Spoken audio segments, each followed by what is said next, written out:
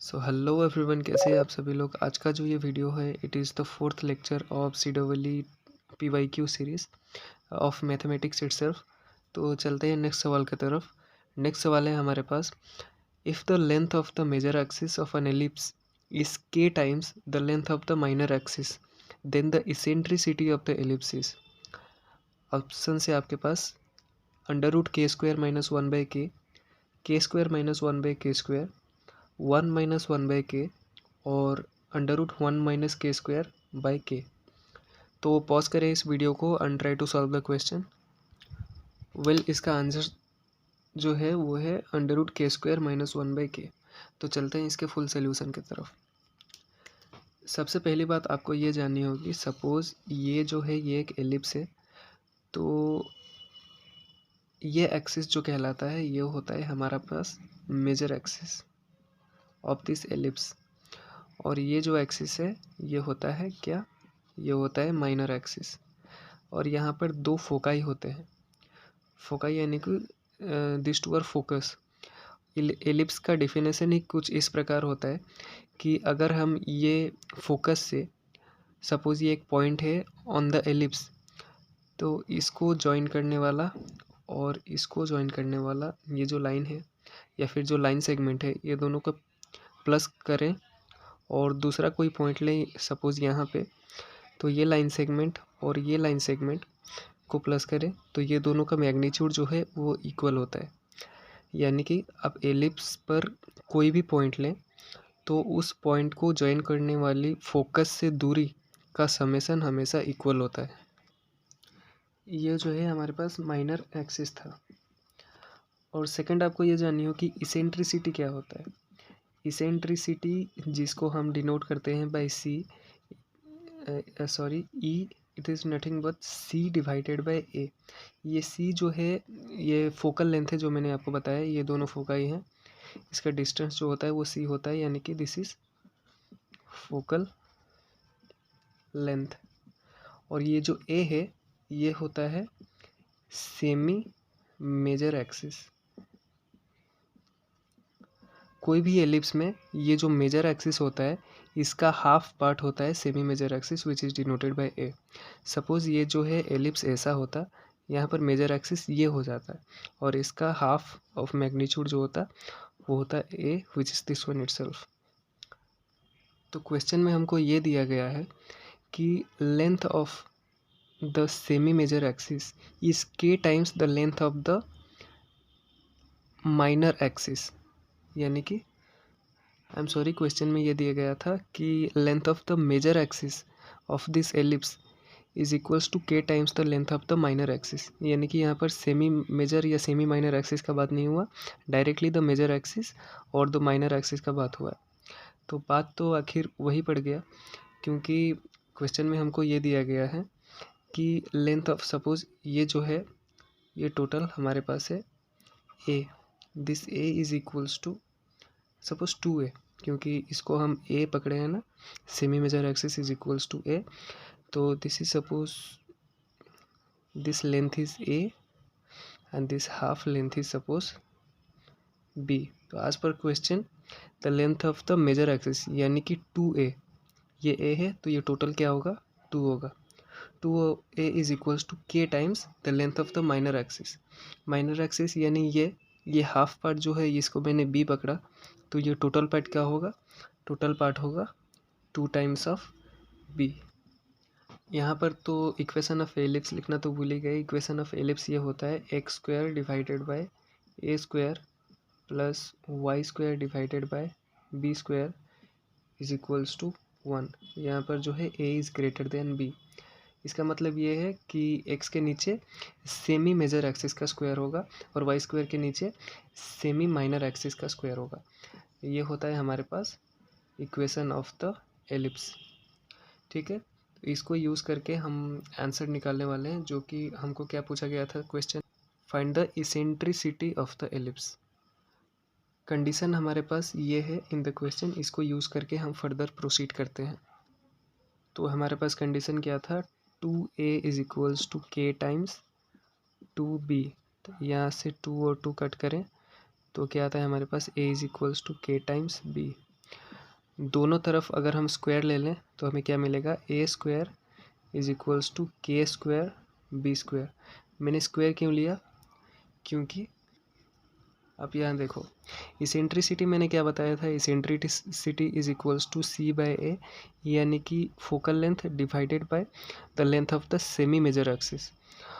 और यहाँ पर भी अगर हम स्क्वायर ले लें तो E square would be equals to C square by A square, और सी स्क्वायर को क्या लिख सकते हैं हम, सी स्क्वायर लिख सकते हैं ए स्क्वायर माइनस बी स्क्वायर, नीचे है ए स्क्वायर।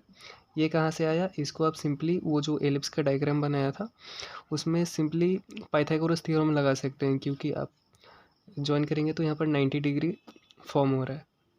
ठीक है, तो यहाँ से हमको क्या मिला, E square is equals to A square minus B square by A square, ये क्या बनेगा 1 minus B square by A square, यहाँ से मैंने निकाला। तो इसके बाद जो है यहाँ से हम यहाँ से ए स्क्वायर के वैल्यू डालो, ए स्क्वायर का वैल्यू क्या है k square b square, 1 minus B square को एज इट इज़ रखते हैं डिवाइडेड बाय ए स्क्वायर क्या निकला था के स्क्वायर बी स्क्वायर, यहाँ से बी स्क्वायर कट हुआ तो एलसीएम लेने के बाद क्या बचता है k square minus 1 divided by के स्क्वायर। यहाँ से जो है सिंपली आप देखो, यहाँ से आप इसका रूट ओवर लें तो ई स्क्वायर का रूट क्या होगा ई, इसका रूट ओवर लेने पर क्या होगा, ऊपर तो अंडर रूट आ जाएगा के स्क्वायर माइनस 1, और नीचे क्योंकि के स्क्वायर है तो इसका रूट ओवर हो जाएगा के। So this would be the correct answer. So the eccentricity of the ellipse whose major axis is k times the length of the minor axis is under root k square minus 1 divided by k। ठीक है, तो चलते हैं हमारे next सवाल की तरफ। Next सवाल है हमारे पास, a subset of A is equals to A B C D E F is chosen randomly, probability that the chosen subset contains at least 3 elements is. Option से आपके पास 57/64, 21/32, 7/32, 15/32। Pause the video and try to solve the question. Well, इसका answer जो है वो है 21/32। तो चलते हैं इसके सोल्यूशन की तरफ। सबसे पहली बात, ये जो है आपको सेट दी गई है, this is the set A is equals to A B C D E f. इसमें एलिमेंट्स कितने हैं, number of elements in A is equals to 6। So क्योंकि number of elements in A is 6, तो यहाँ से हम नंबर ऑफ सबसेट्स ये कितने होंगे, टोटल नंबर ऑफ सबसेट्स जो है वो होगा 2 की पावर n, यानी कि 2 की पावर 6 विच इज़ क्या 64, क्योंकि 2 की होता है 2 6 होता है 2 3 2 3, this is 8, so 8 times 8 is 64। तो ये जो है ये हमारे पास आ गई टोटल नंबर ऑफ आउटकम्स, क्योंकि हमको प्रोबेबिलिटी निकालना था तो डिनोमिनेटर में रहेगा total number of outcomes which is 64, ये तो मिल गया। अब हम निकालेंगे फेवरेबल आउटकम्स। फेवरेबल आउटकम्स कैसे निकलेगा, आप सवाल की तरफ देखें, a subset of A this is chosen randomly, probability that the chosen subset contains at least 3 elements, क्योंकि हम इस सेट में से जो सबसेट निकालेंगे उस सबसेट में एटलीस्ट 3 एलिमेंट्स होनी चाहिए। एटलीस्ट 3 एलिमेंट्स का मतलब क्या, उसमें या तो 3 एलिमेंट्स होंगे या फिर 4 एलिमेंट्स होंगे या फिर 5 या फिर 6 एलिमेंट्स होंगे। मैक्सिमम 6 क्यों, क्योंकि number of elements in A is 6। तो अगर उस सबसेट में 3 एलिमेंट्स होते हैं तो उसका पॉसिबल कॉम्बिनेशन क्या होगा, NC3। n क्या है, n है 6 which is total number of elements in the set, 6C3 यह होगा possible combination of the elements which are present in the subset in which the total number of elements is 3। अगर वो जो subset आपने choose किया from this set ए उसमें number of elements 4 होते हैं तो उसका पॉसिबल कॉम्बिनेशन क्या होगा 6C4, इसका क्या होगा 6C5, इसका क्या होगा 6C6। तो ये सभी के सभी जो हो गए यह हो गए आपके नंबर ऑफ फेवरेबल आउटकम्स। तो इसको अगर आप प्लस कर दें तो टोटल जो होगा total number of favourable outcomes, और टोटल नंबर ऑफ आउटकम्स क्या था, वो है 64। तो यहाँ से आपको इजीली मिल जाएगा probability that the chosen subset contains at least 3 elements. तो हमें क्या मिला, हम जो सबसेट चूज़ करेंगे उनमें या तो 3 एलिमेंट्स होंगे या 4 एलिमेंट्स होंगे या 5 या 6। अगर 3 एलिमेंट्स होते हैं तो उस केस में आउटकम क्या होगा, 6C3। ये कॉम्बिनेशन का फॉर्मूला क्या होता है, 6 फैक्टोरियल डिवाइडेड बाय ये क्या है 3 है, तो 3 फैक्टोरियल इंटू 6 माइनस 3 यानी कि 3 फैक्टोरियल। ये क्या होगा 6 फैक्टोरियल यानी 6 into 5 into 4 into 3 factorial divided bye 3 into 2 into 1। इसको मैंने तोड़ के लिख दिया, ये जो है इसको आज इट इज़ रखा 3 फैक्टोरियल। तो ये दोनों कटा, 3 2 जा 6, ये 6 के साथ कटा, तो 5 4 जा 20, ये हो गया 6C3। उसी तरह 6C4 क्या निकलेगा, 6C4 is equals to 6 factorial divided by 4 factorial times 6 minus 4 यानी 2 factorial is equals to 6 into 5 into 4 factorial divided by 4 factorial into 2 factorial यानी कि 2 इंटू 1।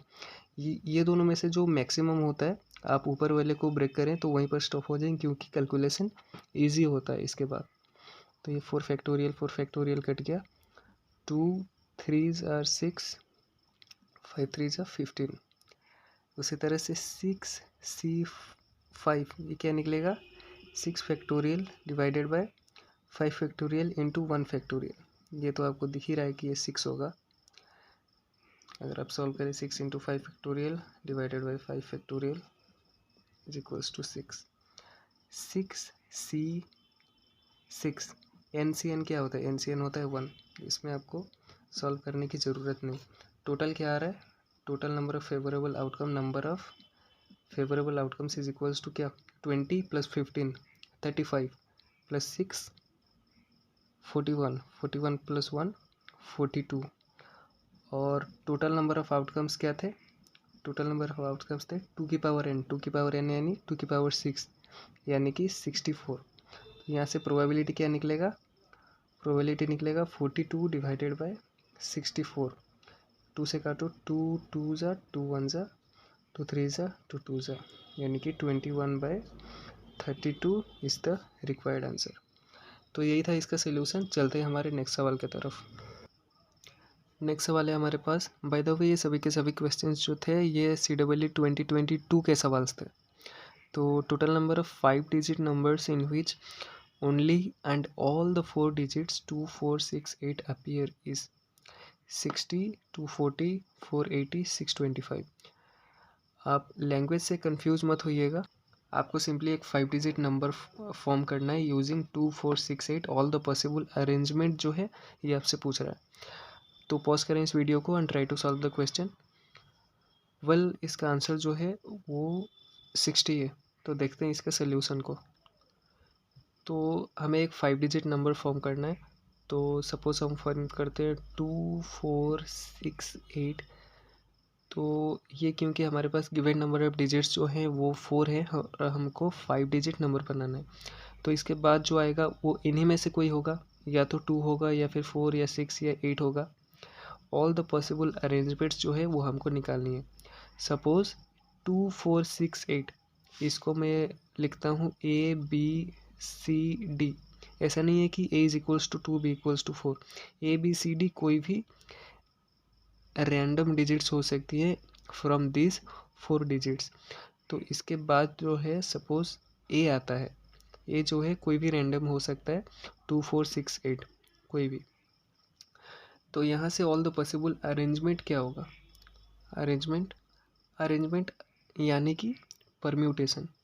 अरेंजमेंट का दूसरा नाम क्या होता है, परम्यूटेशन। परम्यूटेशन किसका निकालना है, टोटल नंबर ऑफ डिजिट्स कितने हैं 5, परम्यूटेशन। और रिपीटेड टर्म्स कितने हैं, इसमें से रिपीट क्या हो रहा है, या तो 2 होगा या 4 होगा या 6 या 8 होगा। तो रिपीटेड नंबर ऑफ टर्म्स कितने हो गए, 2 हो गए। क्योंकि ABCD 2 4 6 8 ये तो होने ही वाले हैं, इनमें से कोई एक डिजिट आएगा ना, तो यानी कि रिपीटेड नंबर ऑफ टर्म्स कितने हैं, 2 हैं।